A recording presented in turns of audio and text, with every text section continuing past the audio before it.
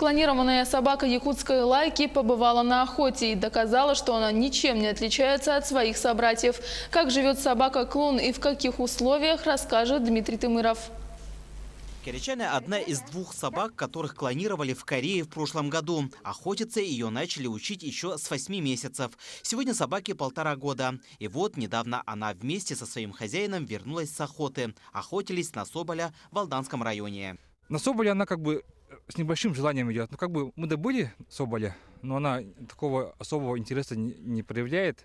Но это даже как идет как плюс. Во время охоты корячана проявляла больше интереса к следам больших животных. И поэтому в будущем Дмитрий планирует с ней поехать охотиться на крупную дичь. Как бы планируем на крупного зверя, на медведя, на лося, да?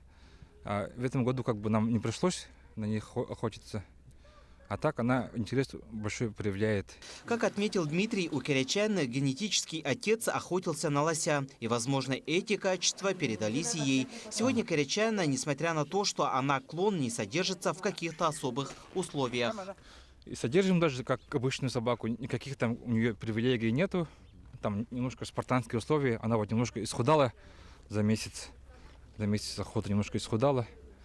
И никаких отличий нету.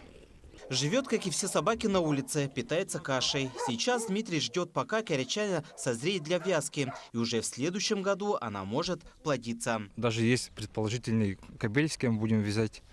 Это кобель снамского луса по кличке Толлук. Дмитрий – член клуба Баянай, который занимается разведением собак породы якутской охотничьей лайки.